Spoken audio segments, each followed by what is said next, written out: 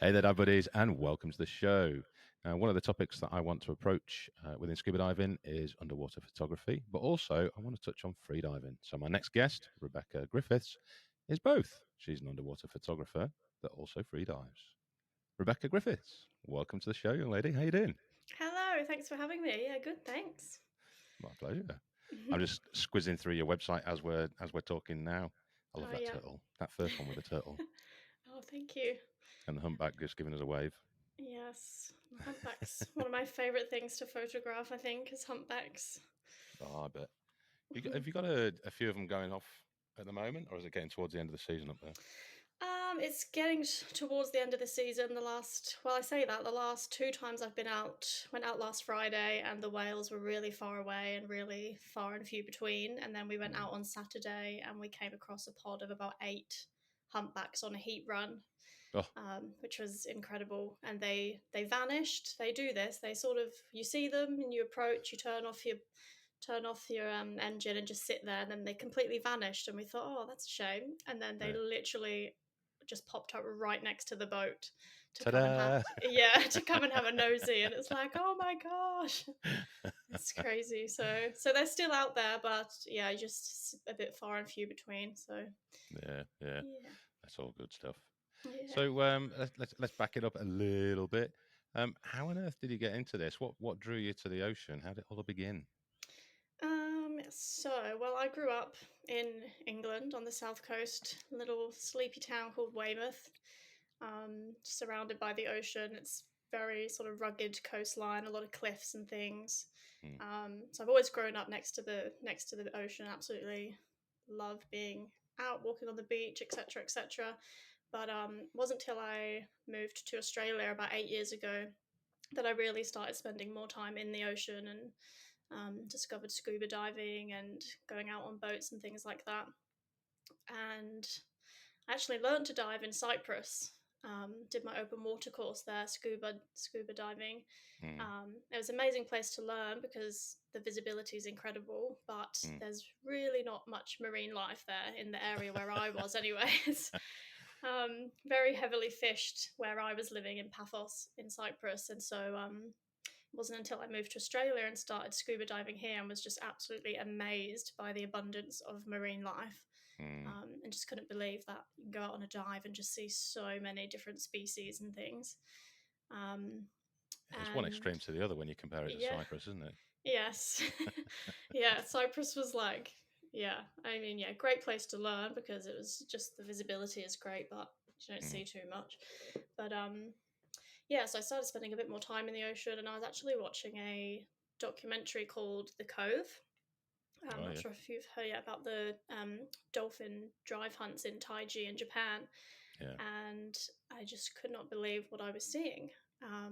That's for people who aren't aware. It's every year in Taiji in Japan they drive in wild dolphins from the ocean into a little cove, and they select some of them for captivity, and then they kill the rest of the pod. Mm. And I just couldn't believe it. I was telling my husband about it, and he was like, well, you should look up Sea Shepherd. They do some really good ocean conservation stuff. Mm. So I did a Google search, and turns out there was a local chapter group where I was living in Adelaide, and I went along. And coincidentally, some of the volunteers I met had actually been to Taiji. And I said, well, what can I do? How can I help? And they said, well, you can go there and you can document it and raise awareness. Mm. And I just thought, no, I can't. Like I have, I was at the time I was teaching dance, and that was my background was dancing and singing. And I was like, what could I possibly do? I can't. It just, it just didn't seem like something that I would be any, what could I do? I had no use and Mm. no experience or anything. But I joined the chapter anyway, and I started volunteering at market stalls and things, doing fundraising for them.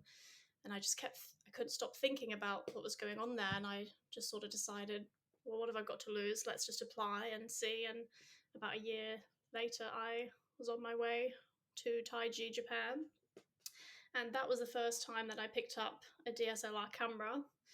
Really? because yeah, like literally the week before, I was like, right, well, because the campaign essentially as volunteers, what you're doing is you're documenting it and you're taking pictures to show what's going on there. Hmm. That's kind of you can't intervene over there. It's a completely legal practice, so um, that's essentially what the campaign is. So obviously needed to know how to use a camera, Hmm. and yeah, my husband had one because he was really into macro photography. But I bought a long lens. I bought a 300 lens, and I was just shooting in auto because I had no idea what all the what all the buttons did, and had no idea at all. But yeah, off I went and sort of learned as I went along, and that was that. And I was hooked. Just absolutely loved photography. I loved the process, and I loved that I'd kind of found a new passion and something that I could actually do, and felt that yeah, this is a way that I can help. I can take pictures and I can show people what's going on Hmm. in terms of conservation issues. So And that's the thing. I mean, we're now in a world where everything is all video and TikTok and God knows what on Instagram Reels, etc. yeah, But there's always space for stills because stills still they tell a story. yeah, You know, absolutely. it's not just jibber jabber from some kid in his dancing in his room. You Yeah, know. absolutely. So did when it came to using the camera and getting out of auto, are you self-taught or did you get any kind of help on that? Pretty much self-taught, but I definitely have had some amazing mentors along the way. I've got a couple of really good friends who are photographers. Mm, So when I got back from Japan, and I kind of thought, yeah, maybe this is something that I can do. Um, I sort of reached out to them and was like, okay, help! how do I take better pictures? And even just things like I was YouTubing, how do I make the background blurry? uh, Really basic things like that. And so my friends were really good and helped me, and sat on Skype and saying, look for this button, and then you need to learn how to do this. And but yeah, a lot of YouTubing. And I did end up signing up. I did a 1 year course through Open Colleges, hmm which was good, kind of pointed me in the right direction to learn a bit more. But yeah, I've definitely learned a lot more just through YouTubing things, and um, asking my photographer friends, mm, how do I do this? yeah. I mean, it's fair to say that I've seen quite a few photos now over the years of following everyone on social media, etc., etc.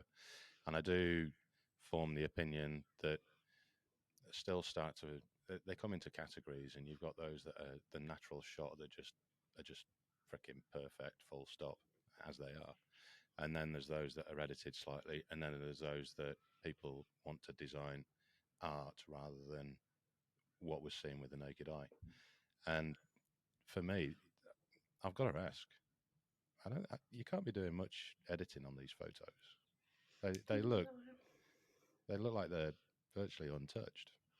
Yeah, thank you. That's a compliment because I know. yeah, I do. Thank you. Yeah, I do prefer not to edit too much.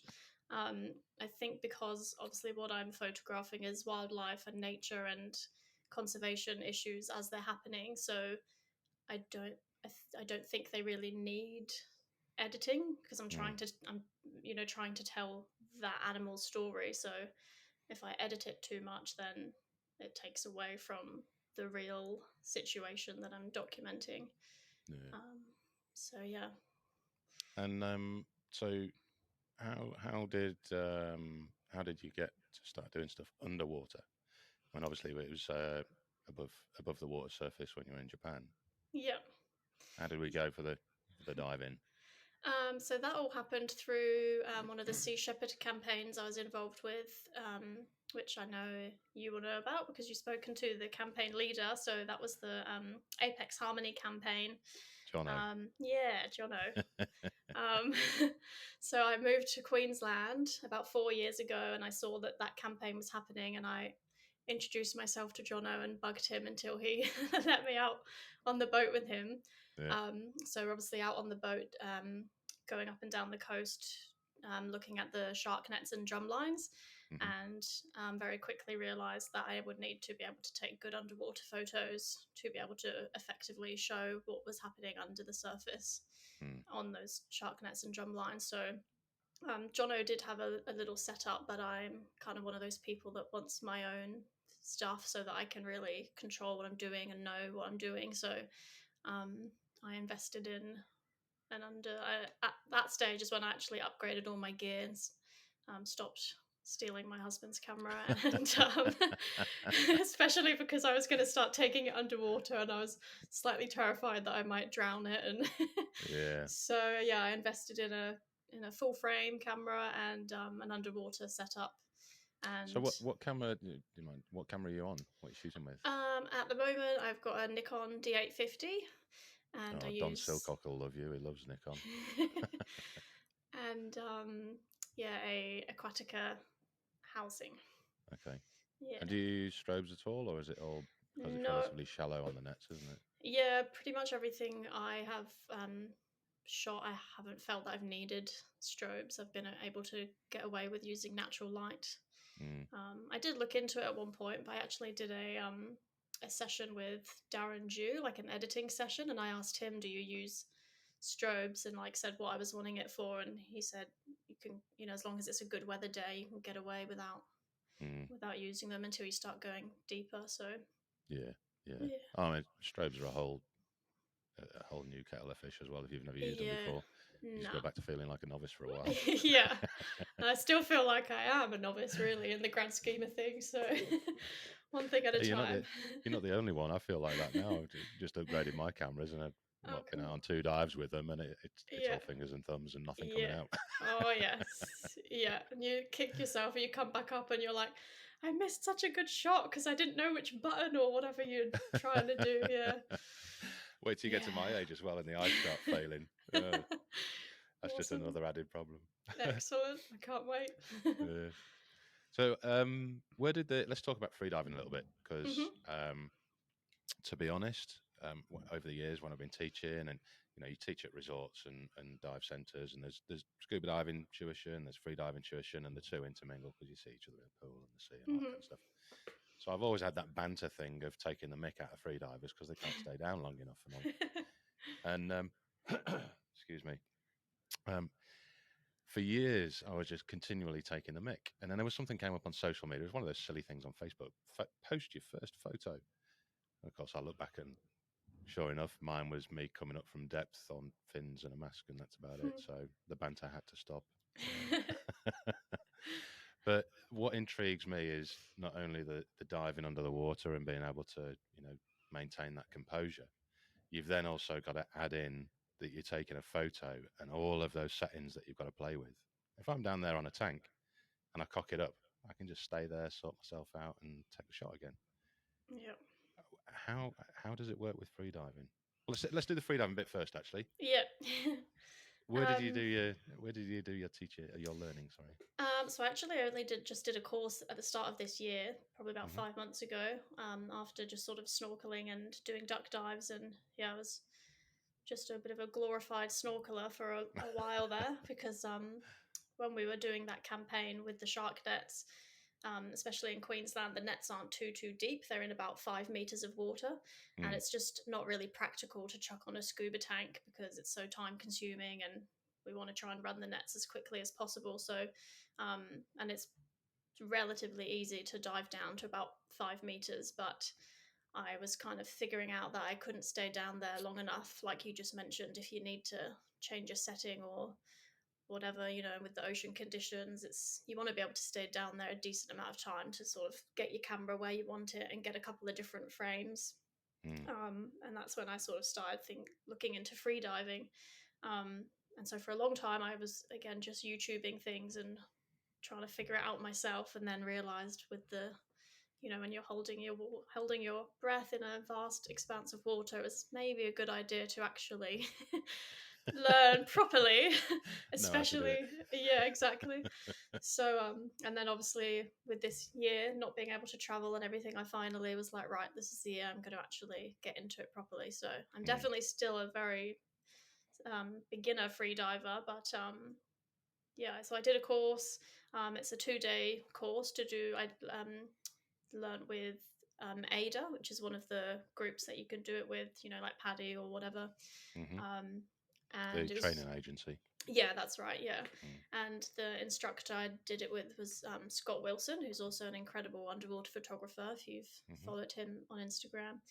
And what I really liked was that the focus was not about, holding your breath for 10 minutes and diving down to 100 meters. It was just about like enjoying the experience of immersing yourself and holding your breath, because it's not a hugely pleasant feeling, surprisingly. So you do pool training first of all. You obviously, like with scuba, you have to do all your theory and stuff. So you do that before the actual course, Mm. so you can kind of understand what you're doing and the safety elements of it. And then you do the pool day. And the first thing that we did was just the breathing techniques and how to make yourself really nice and relaxed so that your Hmm. body is in a good state to actually hold your breath for a long time. Um, so then you get in the pool and you practice your static apnea. So you're literally just lying face down in the water and holding your breath for as long as you can. And Under the watch fly of Scott. yes, Yeah. absolutely. Yeah, always with an instructor. Never, ever, ever try and do that alone, especially in the water. Yeah. Um, yeah, and it's I've really enjoyed the process of training for it, because it's really relaxing actually, and it's like a really good mental challenge. And you can practice at home, just lying down on the floor in front of the TV or whatever. You can practice doing that, and it's it's actually a really good mental health sort of challenge, because you're doing all the breathing like yoga. Mm. It's really good for that, and then trying to increase your breath hold so that you can hold your breath longer underwater. Mm. Have you found more people asking how long you can hold your breath for yet? Yeah. Yeah. And my static at the moment, I've got it up to 2.5 minutes. Oh, well done. Yeah. So, and I think when I started, it was at like a minute and a half, my first Yeah. pool one. So, but I don't really practice too much. Yeah. I think I'll be So, lucky to see 30 seconds, to be honest. you probably surprise yourself.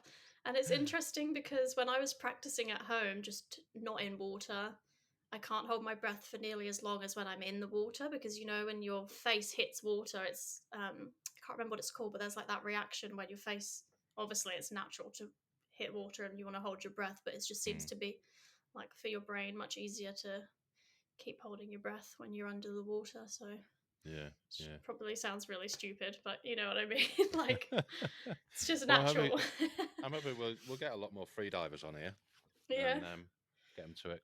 Get someone with some sort of authority in it that Yes. knows more than you and I.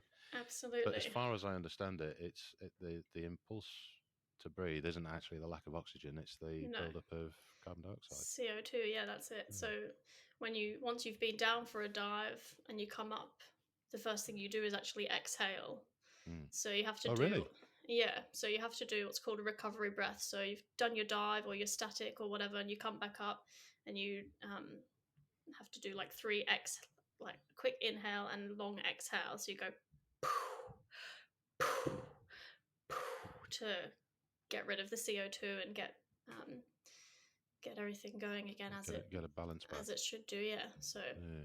and that's what you're fighting when you're trying to hold your breath, and you're the uncomfortable thing is you start feeling your diaphragm do these contractions, because it's like trying to tell you breathe, breathe, but Mm. you can actually use them to your advantage, because you feel them going, and you can kind of count them and say, okay, well, last time I counted 5 contractions and then I needed to breathe.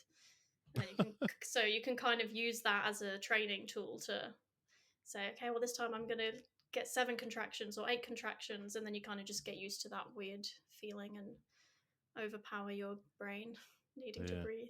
Yeah, so it's all interesting and a good mind Scary. It's, challenge. it's scary shit to me.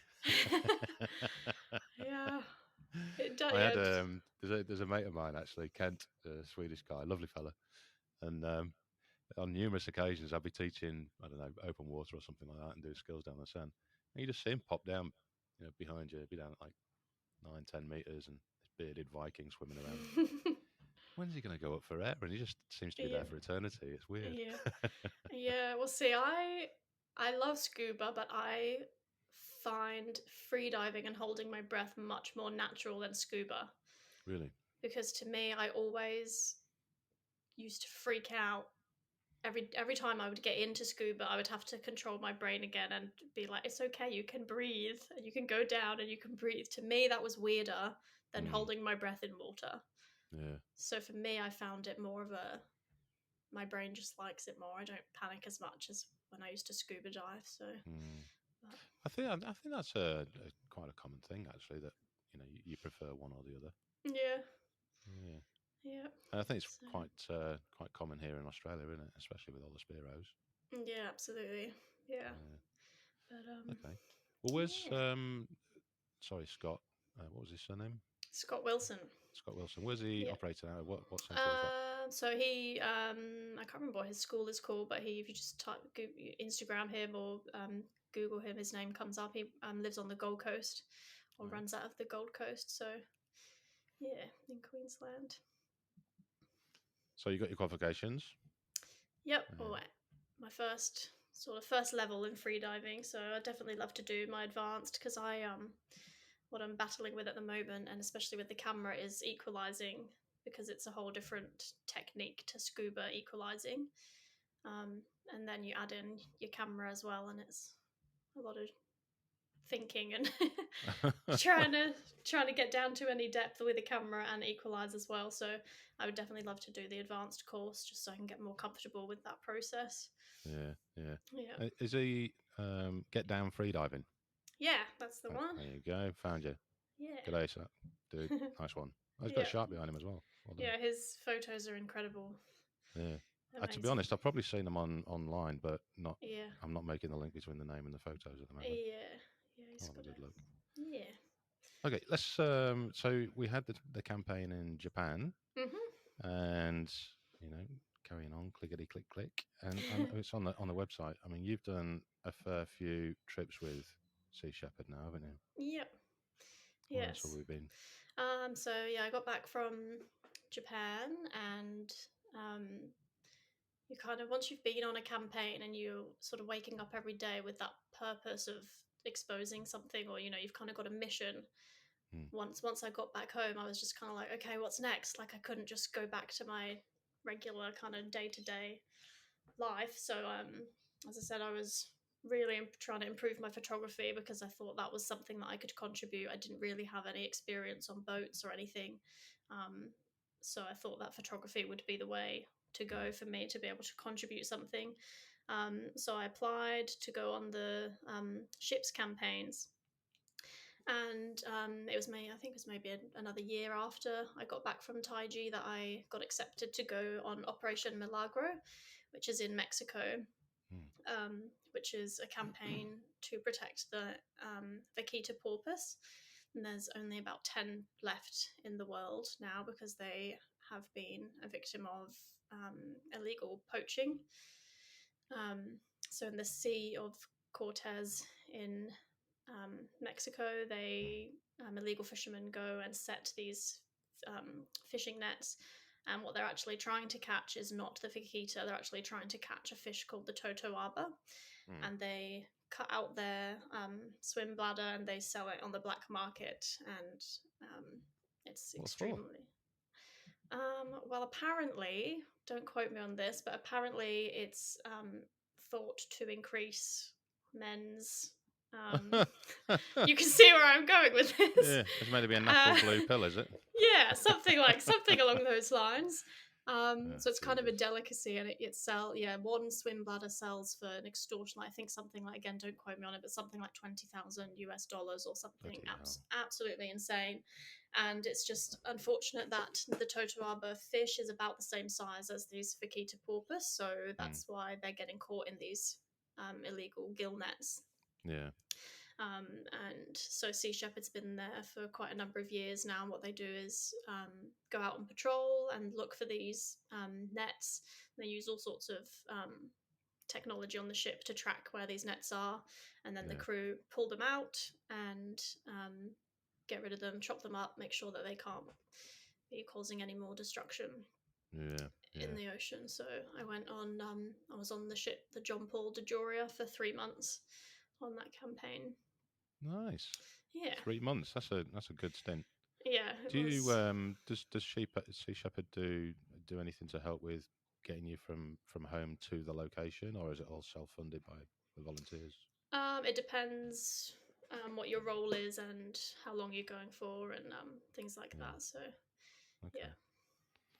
I've just seen one of the. I love this photo. I'm going to overlap it when we do this video Okay. and I put it on YouTube. I'm going to overlap it. Okay. The title that goes with it: a Pacific white-sided dolphin leaping from a small enclosure they are kept in. Earlier in the Yeah. week, they had been captured from the wild. They will be trained for captivity in Taiji, Japan, 2017. So it's a Mm. dolphin that's actually escaping. You No, go they dolphin. just. I wish they could escape. No, Yeah. that one. I think I know the one that you're talking about. Was yeah. We actually watched that pod of dolphins in Taiji being driven in from the wild, Mm, and yeah, they basically they get driven in. So these fishermen go out and they have these small boats and they use what's called a banger pole. So it's mm, like this massive pole on the end of their over the side of their boat, sorry, and on the end is kind of like a trumpet sort of looking thing, and they bang on the top of this pole, which emanates sound into the water and terrifies these dolphins. Similar mm, to, I know you were recently just speaking to Sam, who got back from the Faroe Islands. yeah. Similar, a lot of parallels to what happens there. Yeah. So they drive them into this little cove, and then the dolphins that they look pretty or whatever that they want to use for captivity, they will capture them Mm, and pop them in their boat and take them over to the harbour pens, and then yeah. they start the process of training them for captivity. Yeah. Which is Mental. so yeah, that poor dolphin was one that we'd witnessed earlier in the week being driven in from the Yeah. wild. Yeah. It's pretty. Just nipping back over to Mexico there. Yeah. Does the it's all right. You get used to it. I am Okay. tangent man. I see a No photo and I'm worries. off. Um, in Mexico, are the government doing anything to help and a Sea Shepherd working with the government, all that kind of thing? I know they do in Yes. Africa, don't they? Yeah, absolutely. So when I was there, Sea Shepherd were working with the government, and the Mexican government were actually providing military to come on our ships and help us and keep us safe, because the poachers used some pretty hectic tactics to try and scare us out of the marine park where the Oh yeah. vaquita are. Yeah. Such So as what they doing? well, on my first week there, we had Molotov cocktails thrown at us. What? Yeah, Seriously? yeah. So Were you everyone, were you were you there on? Was hubby with you, or did you go no, solo? yeah, I just Oh, went solo by I bet he's. myself. I bet he'd be loving hearing about that in your first week of Yeah, 3 months away. yeah. He's a landlubber, so he's like, yeah, you go off and do that, and I'll look after the dogs at home. But yeah, so that was pretty intense because sort of the captain's like, everyone inside. Rebecca, try and get it on film if you can. So I was kind of out on the top deck. We're always safe. Like Sea Shepherd's really amazing at keeping their crew safe. So, Mm, but yeah, I was kind of sneaking around with my camera trying to capture on film what they were doing. yeah. But yeah, so that was a fun introduction to the Mm, campaign. But I in bet. years since, the year after I was there, I know that they did very similar, throwing a lot of rocks and things. They smashed some of the windows on the boats, and yeah, it's pretty scary now. Mm. Yeah. And did you get that kind of reaction in Africa as well? I just noticed a photo that you were in Africa too. Yeah, so I went to West Africa 2 years ago now, I think, and was part of Operation Guego and Operation Albacore 4, which are both IUU campaigns, so illegal, unregulated, and unreported fishing campaigns. Hmm. And again, we Sea Shepherd work with the Mexican government and the military to enforce the law of legal fishing, basically, over there, because Well, they get a. the African government, I think the Mexican Yeah, government have a sorry. long stretch to get there. Yeah, well, forgetting which country I'm in at the moment. Yeah. Yeah, so yeah, working with the West African government. So Operation Guego is in Benin, and then yeah, so they provide military who come on the ships with us, and then they also have the authority for us to get onto fishing boats and check what they're doing and check if they're legal, check if their catch is legal and all that sort Mm. of thing. So it's, So, go on. Sorry.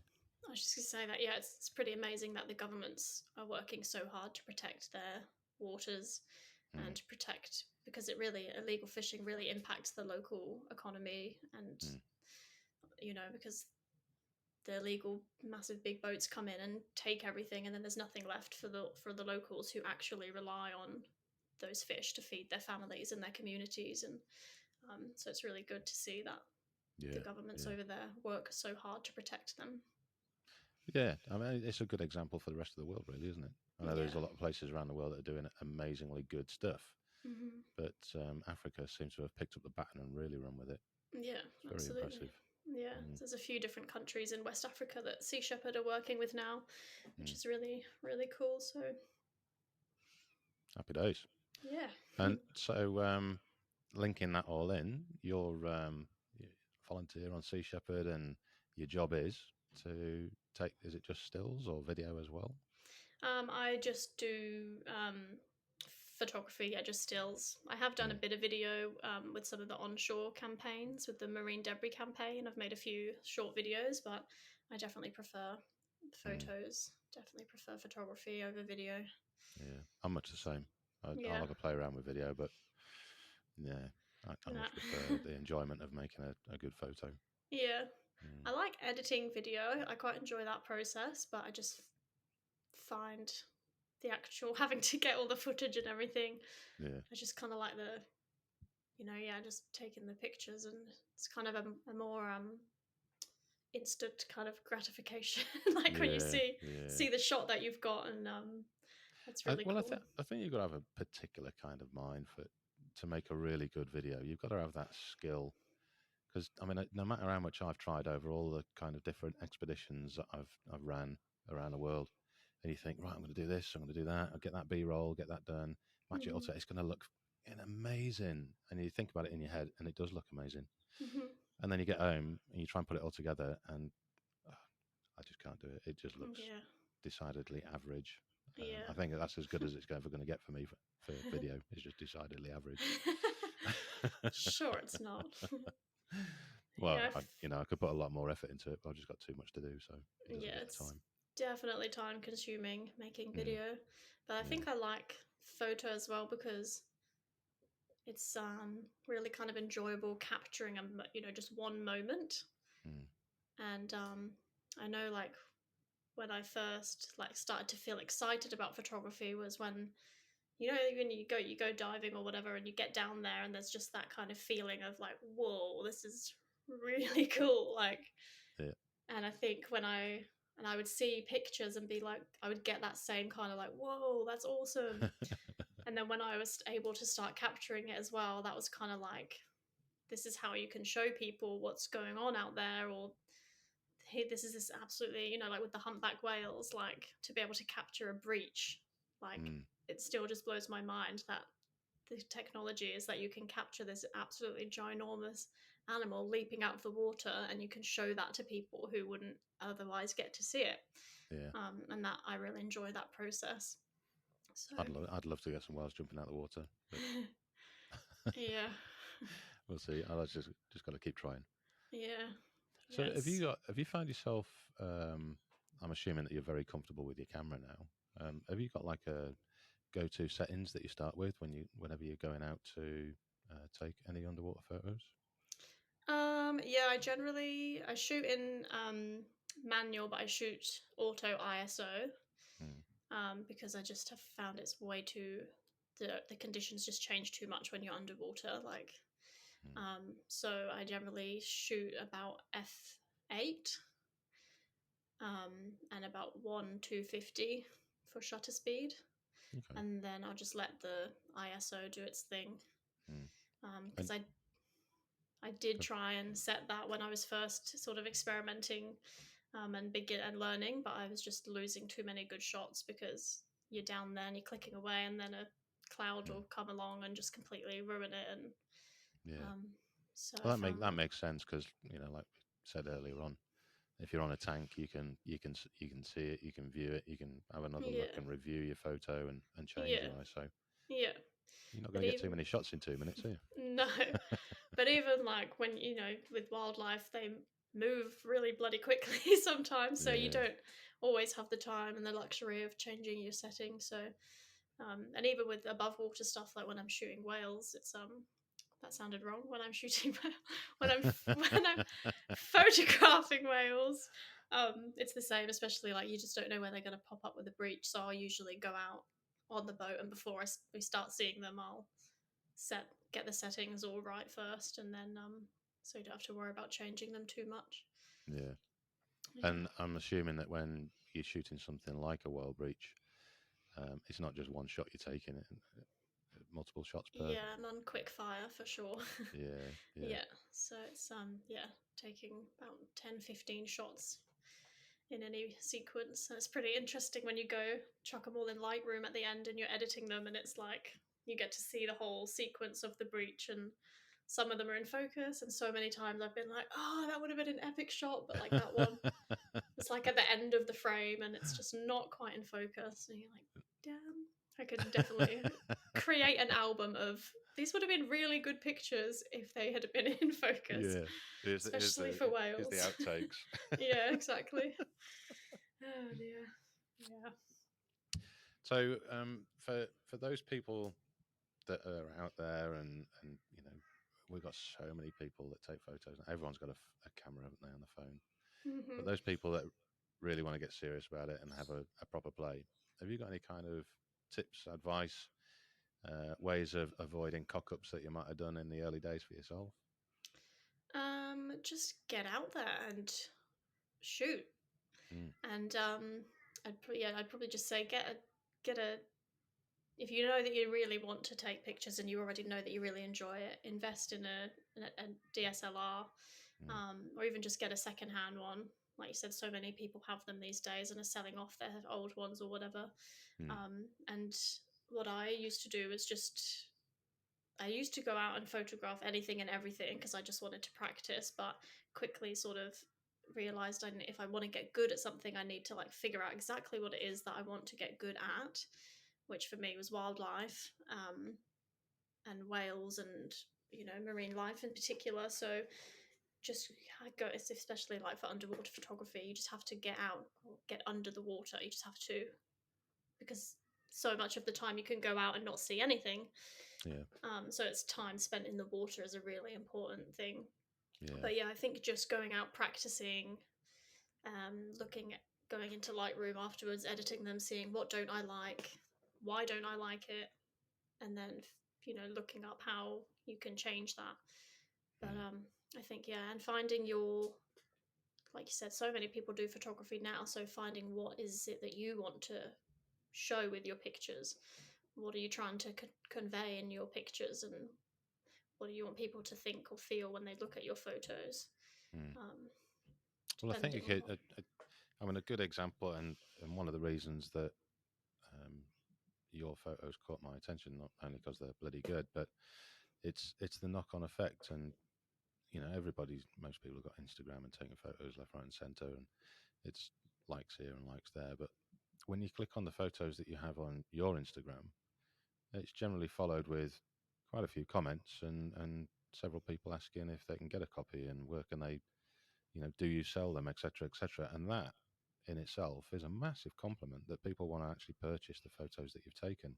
Mhm. So I'm hoping you're going to make some profit out of it, but at the same time, if that's not raising awareness in the best possible way, I don't know what is.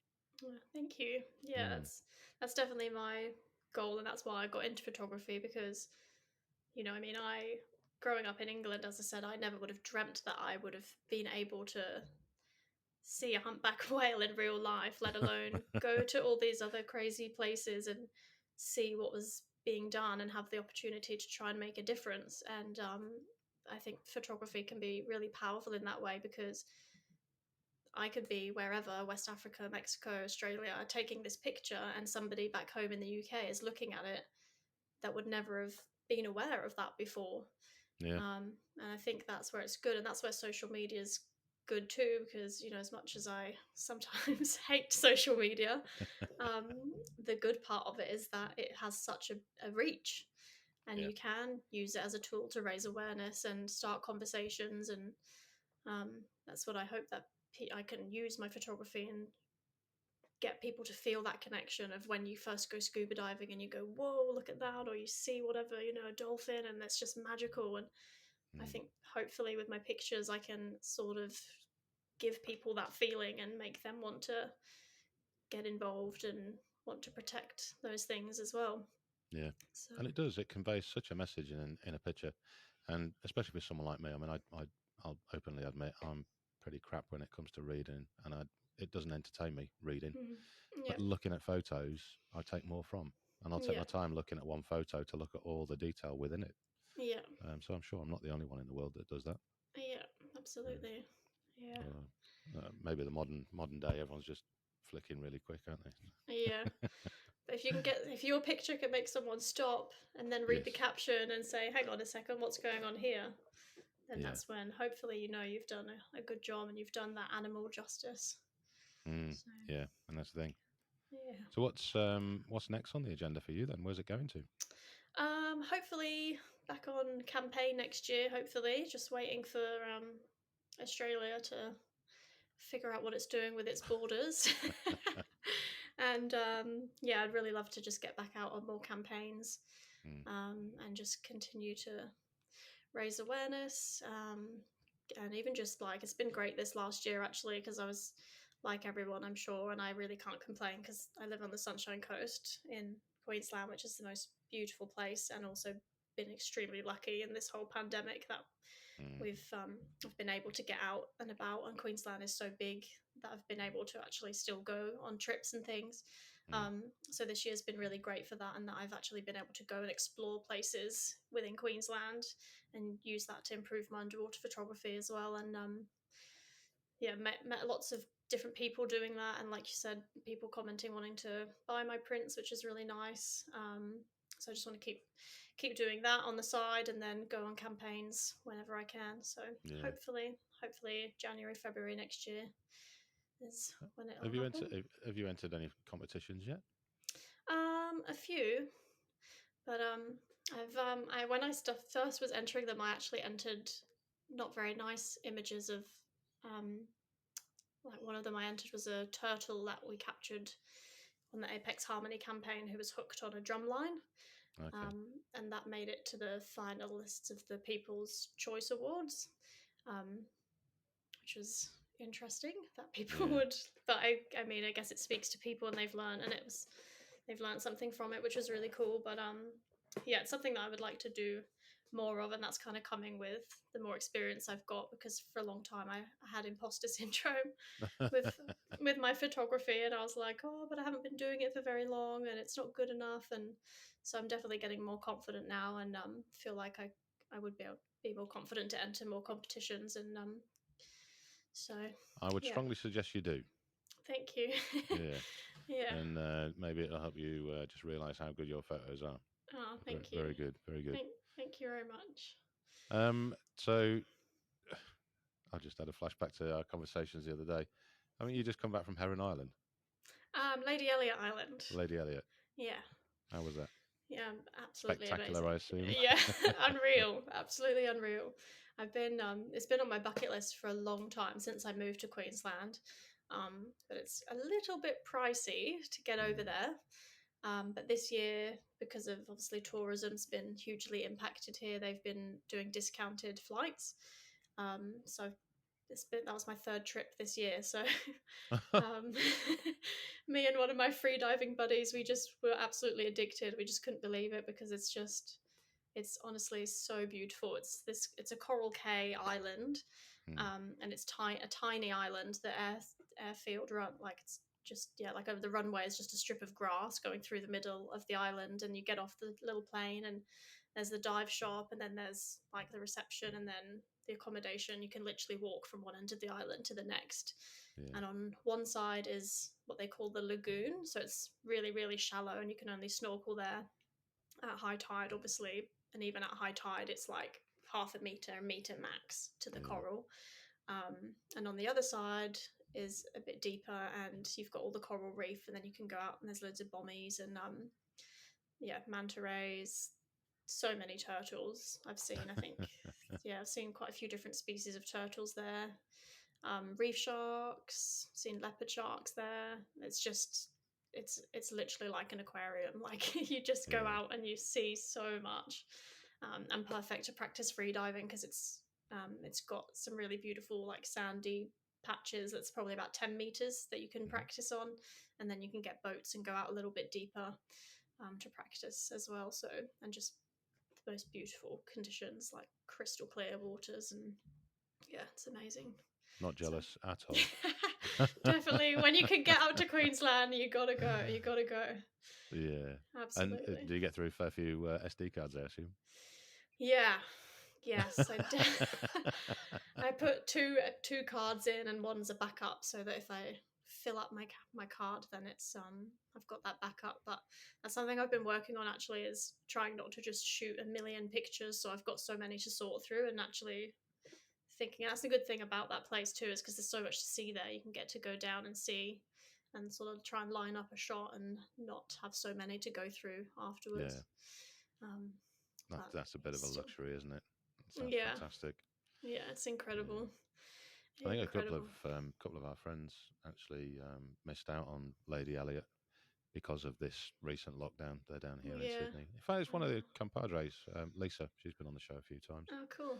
Yeah, she's the Yeah. Sea Shepherd rep down in South Sydney. Oh, So cool. her and her hubby were due to go up to Lady Elliot, and Yeah.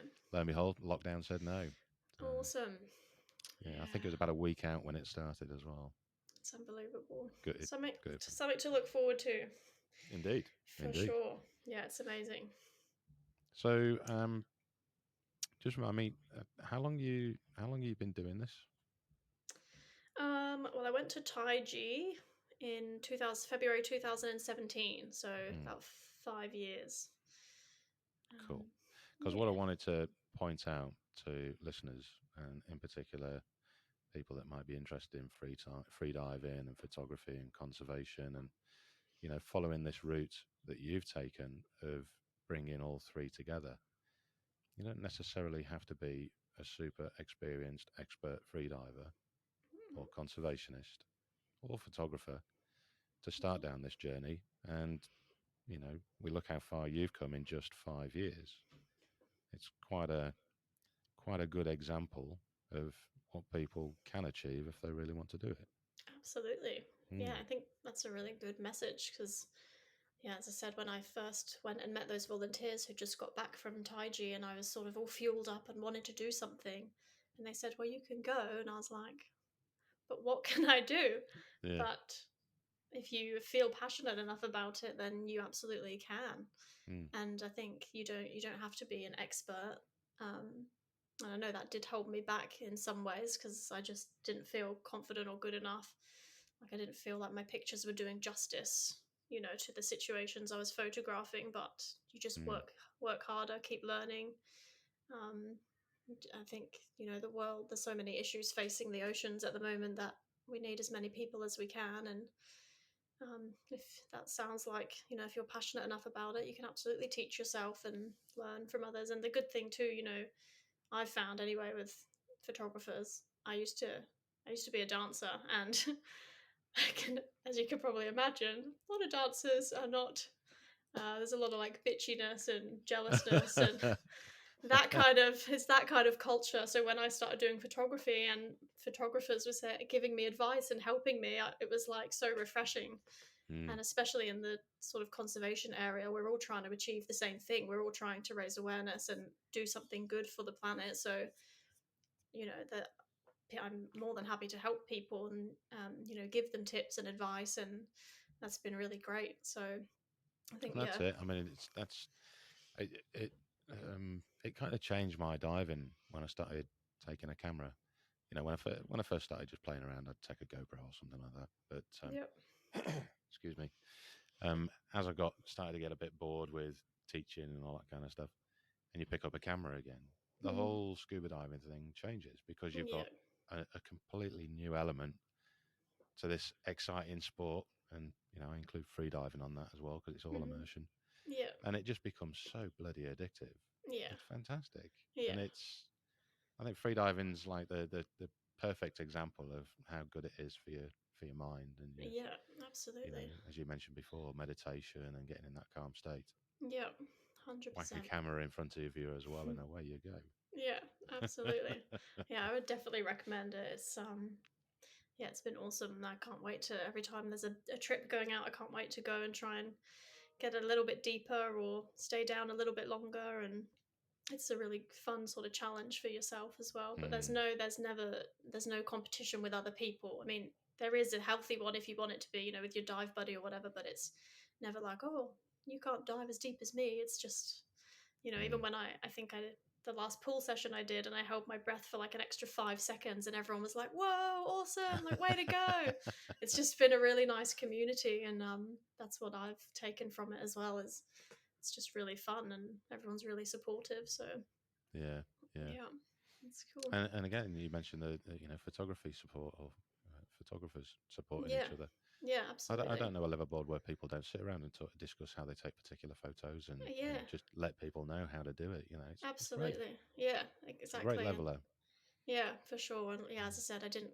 It was so refreshing for me coming from the background I had, that people wanted to share and learn from each other, and Excuse me, how do you do that yeah, spin? Well, you work yeah. 25 years and you'll get to it. Let me know when you get Yeah, I'm sure it's not all like that, but that was can only speak from my own personal experience. But there. yeah, it's just really refreshing. And even again, going back to social media like Instagram, I'll get photographers will message me or I'll message them, and then there could be somebody that you really admire, and they'll reply and be like, "Oh yeah, I liked that picture of yours," and you're like, "Really?"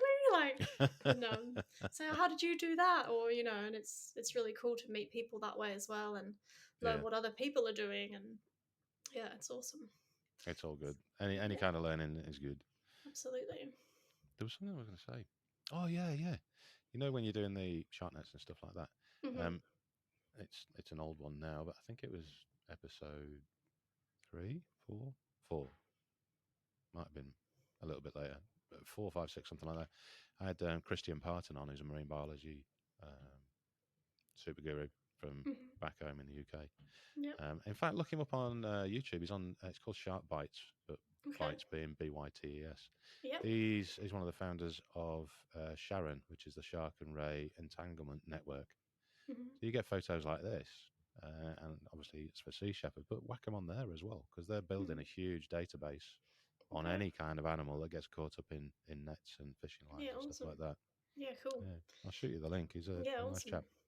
Yeah, we're actually working on one of the campaigns I am involved with on land is the marine debris campaign, which is obviously to do with plastic pollution and discarded fishing gear and stuff like that. And in Mm, recent years, we've been going to some of the remoter islands in Queensland, like Mulgumpin and Tick-Roo-Ra, which is in the Moreton Bay area here.